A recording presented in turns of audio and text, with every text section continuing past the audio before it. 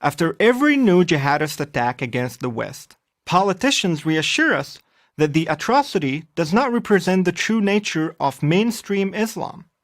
Of the 1.6 billion Muslims in the world, they constantly reassure us the overwhelming majority are as law-abiding as any members of any other monotheistic faith.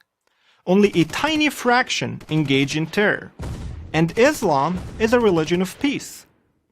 Furthermore, we are told the great majority of Muslims hold moderate views.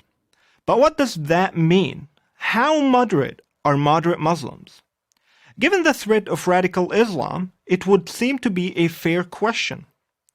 Let me start to answer it by telling you something of my own story. I was raised in a middle-class Muslim home in Cairo, Egypt.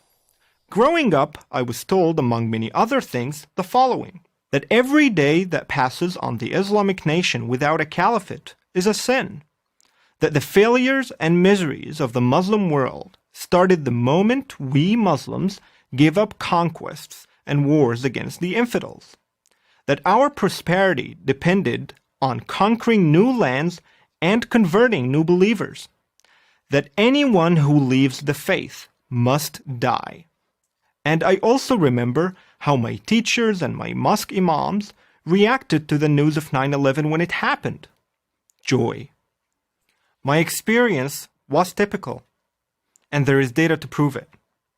According to the Pew Research Center, 88% of Muslims in Egypt, 62% in Pakistan, 86% in Jordan, and 51% in Nigeria believe that any Muslim who chooses to leave Islam should be put to death.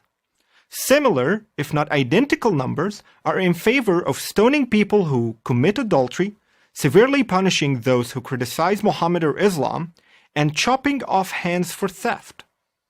All of these practices are a part of the penal code of Islamic law, which is known as Sharia. And 84% of Muslims in South Asia, 77% in Southeast Asia, 74% in the Middle East and North Africa, and 64% in Sub-Saharan Africa support Sharia as the law of the land.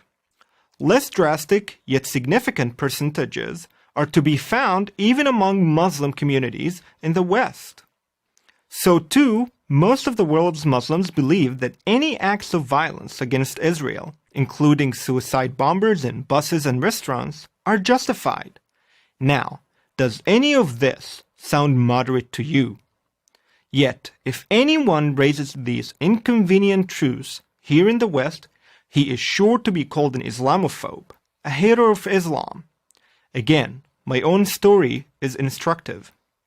In February of 2015, I was yelled at, cursed at, and successfully prevented from speaking at Swarthmore College by students and others who did not agree to what I was saying.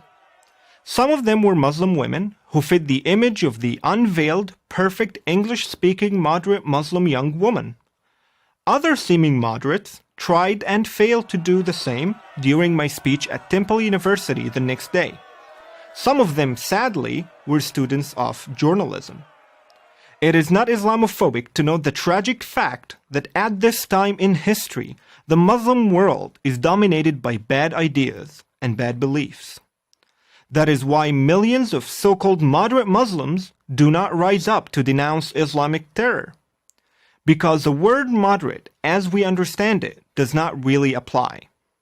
If moderation means you tolerate freedom of speech, freedom of religion, freedom of the press, women's rights, and gay rights, moderate Muslims are a distinct minority.